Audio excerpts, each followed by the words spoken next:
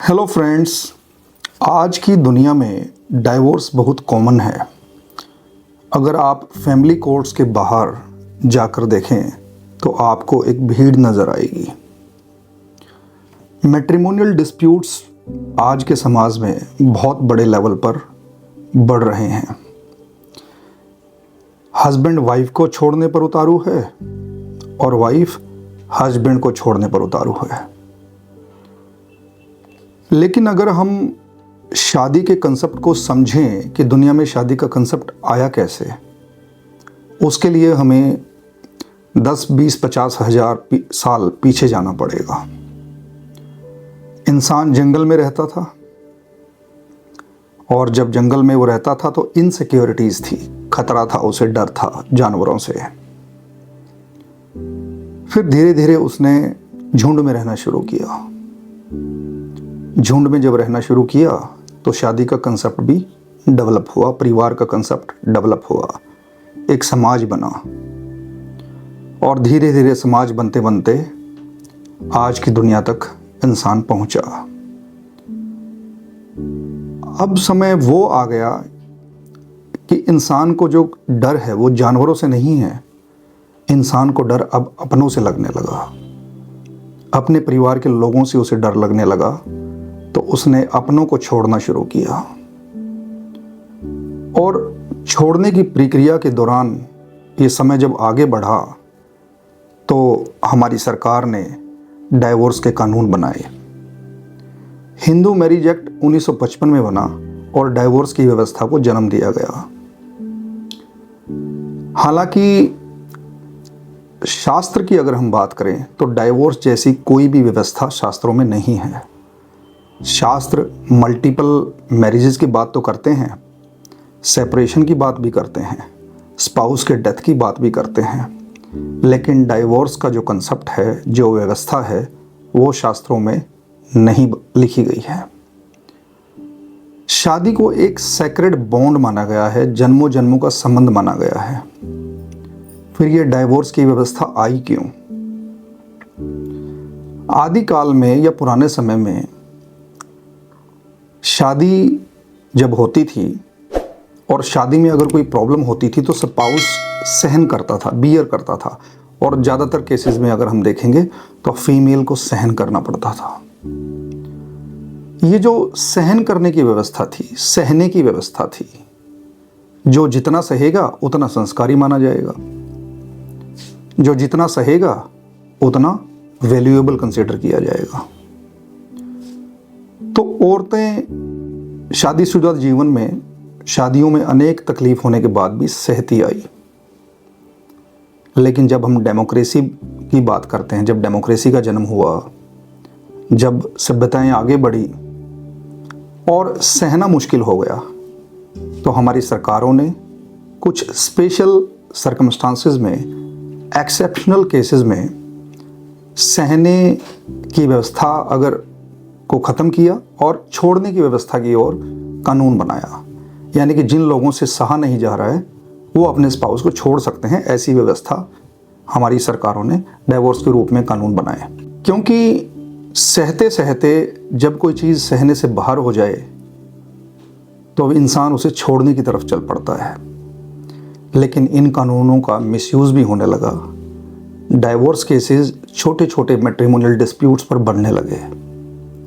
सहना बिल्कुल बंद हो गया और छोड़ने को चुना गया। शादी के कंसेप्ट को अगर हम और डिटेल में समझें तो दो आत्माएं, दो शरीर, दो अलग अलग ऊर्जाएं, पति और पत्नी, मेल और फीमेल, मैस्कुलिन और फेमिनिन, यानी कि इनकी जो अलग अलग यात्राएं थी, अलग अलग इन्वायरमेंट में ये पले, अलग अलग कल्चर में ये लोग बड़े हुए, अलग अलग सोसाइटीज़ में ये रहे और उसके बाद ये इकट्ठे रहते हैं शादी करके, अपने पुराने कर्मों को अनफोल्ड करते हैं और उस अनफोल्ड के दौरान नए कर्मों को जन्म देते हैं। यानी कि शादी एक ऐसी व्यवस्था है जिसमें दो डिफरेंट एनर्जीज एक साथ रहना शुरू करती हैं और अपने पास्ट लाइफ के कर्मों को अनफोल्ड करना शुरू करती हैं।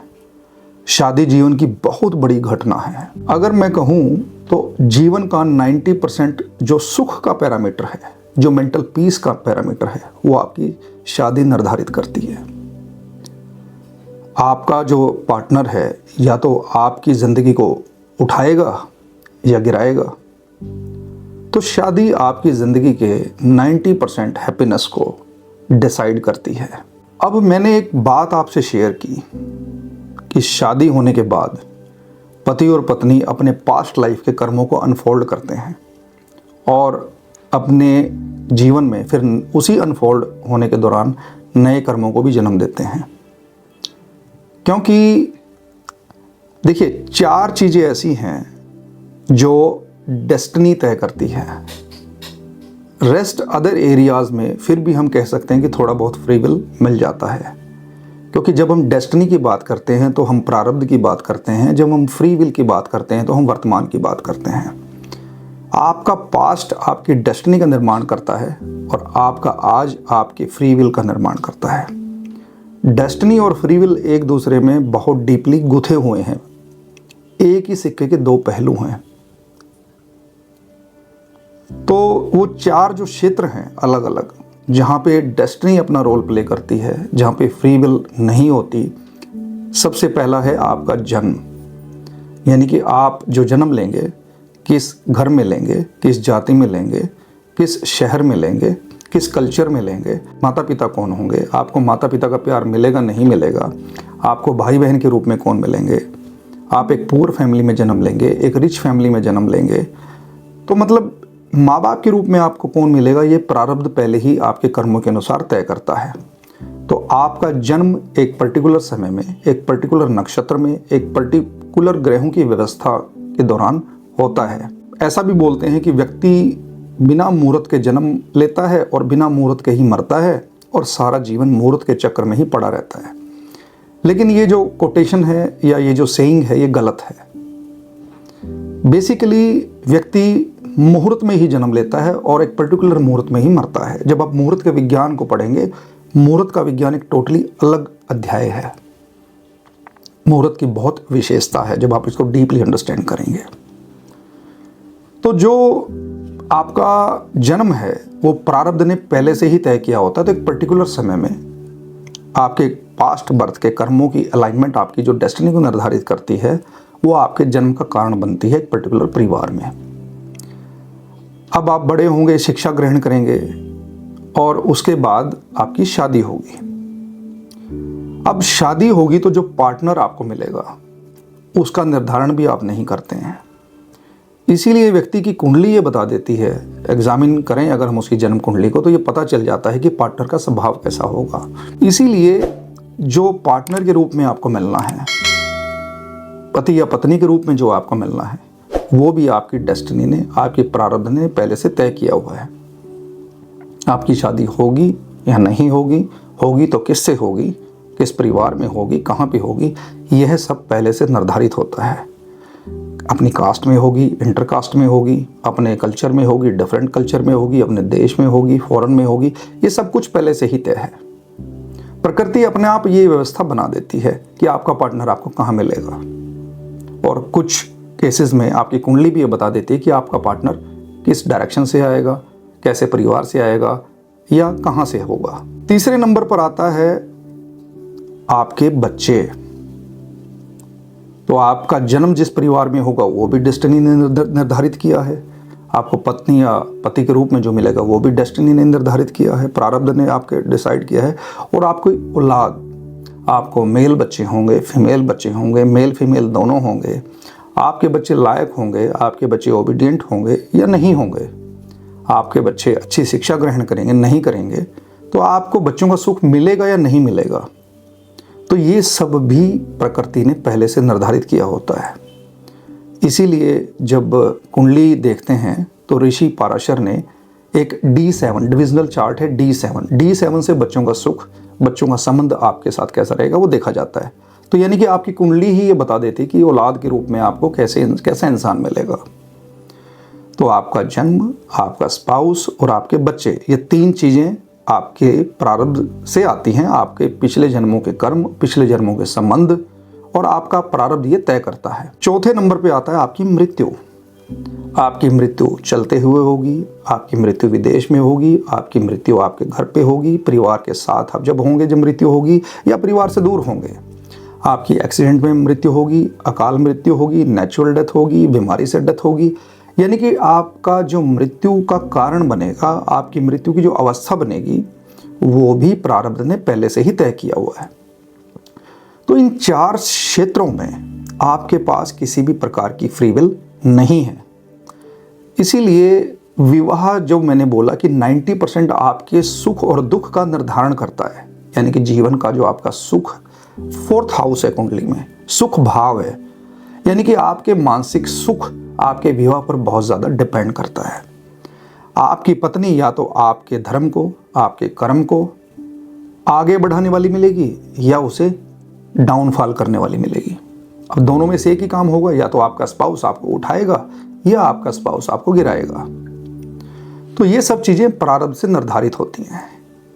इसीलिए एस्ट्रोलॉजर जब किसी कुंडली को देखता है तो वो शुक्र की स्थिति को देखता है पुरुष की कुंडली में।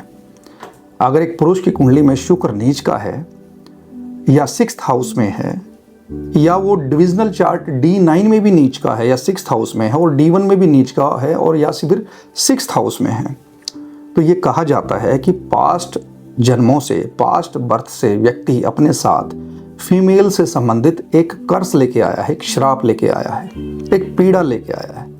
यानी कि उस व्यक्ति को इस जन्म में फीमेल से, हो सकता है पत्नी से, कोई ह्यूमिलिएशन मिले, किसी तरह की पीड़ा मिले। तो ये जो 4 फैक्टर मैंने आपको बताए हैं, इनमें तो डेस्टिनी 100% अपना रोल अदा करती है। इसके अलावा जो ज़िंदगी के अलग क्षेत्र हैं, कुछ भी, चाहे आपकी शिक्षा हो, चाहे आपकी नौकरी है, काम करना है, धंधा है, व्यापार है, उन सब क्षेत्रों में कुछ लेवल तक आप फ्री विल एक्सरसाइज कर सकते हैं। जब मैं फ्री विल की बात करता हूँ तो ये बिल्कुल वैसे ही है जैसे कि किसी गाय को एक 2 मीटर की रस्सी से बांध दिया, तो जो 2 मीटर का दायरा है उस गाय के पास वो फ्री विल के रूप में है। वो गाय उस 2 मीटर के दायरे में घूम सकती है, बैठ सकती है, कुछ एक्टिविटी कर सकती है। तो ये जो 2 मीटर की फ्री विल है, इसी प्रकार इंसान के पास भी कुछ ना कुछ फ्री विल होती है। उसके जीवन में, यानी कि इंसान के जीवन में जो भी घटनाएं घटती हैं, उनका संबंध कार्मिक यानी कि प्रारब्ध से तो होता ही होता है। लेकिन जब प्रारब्ध से संबंधित कर्म अनफोल्ड होते हैं तो उस अनफोल्ड के दौरान वो नए कर्मों को भी जन्म देता है, क्योंकि इंसान लूप में फंसा है। अब जैसे अगर मैं कर्म की बात करूं तो कर्म का संबंध आता है हमारे शनि से। शनि कर्म का कारक है। शनि दुख का भी कारक है, वैराग्य का भी कारक है, पीड़ा का भी कारक है। ऐसा कहा जाता है कि शनि का जो गोचर है, जो ट्रांजिट है, वो आपकी कुंडली के 12 भावों से कभी ना कभी होता है। शनि का गोचर सबसे लंबा होता है। शनि 2.5 साल लेता है एक हाउस में गोचर करने में या एक राशि में गोचर करने में। और ये कहा जाता है कि शनि जिस भी राशि से गोचर करता है आपकी कुंडली में, वो राशि जहां भी पड़ती है या जिस भी हाउस में वो राशि पड़ती है, आपकी जिंदगी में उस समय उस हाउस से रिलेटेड जो वायदे बनते हैं आपकी कुंडली में, जो प्रोमिसेस बनते हैं, वो घटनाएं, वो कार्मिक जो कर्म है, आपके पिछले जन्मों से जो कनेक्शन है, वो अनफोल्ड होने शुरू हो जाते हैं। और उस अनफोल्ड के दौरान आप नए कर्मों को भी जन्म देते हैं। जैसे शनि किसी के 7th भाव से गोचर कर रहा है, 7th भाव स्पाउस का है। अब 7th भाव में जो राशि है उसका लॉर्ड कहाँ पर जाकर बैठा है कुंडली में, वो क्या प्रॉमिस बना रहा है, उसका लगन से कनेक्शन है या नहीं है। तो शनि जिस भी हाउस से गोचर करेगा कुंडली के, उस भाव से संबंधित पास्ट बर्थ के कर्मों को अनफोल्ड करता हुआ चलता है। जैसे 6th भाव रोग का भाव है, एनिमी का भाव है, तो 6th भाव में राहु बैठा है और 6th भाव का लॉर्ड लगन में है, और 6th भाव से जब शनि गोचर करेगा तो इस सिचुएशन में व्यक्ति के जीवन में हो सकता है कोई ना कोई क्रोनिक डिजीज आ जाए, कोई ना कोई बीमारी आ जाए, या व्यक्ति के ऊपर किसी प्रकार का कर्ज आ जाए, क्योंकि 6th हाउस रोग रिपु ऋण है। तो ये हुई डेस्टिनी और फ्री विल की बात। अब हम शास्त्रों की ओर अगर दोबारा बात करें, शास्त्रों से रिलेटेड कि वो विवाह के बारे में क्या कहते हैं।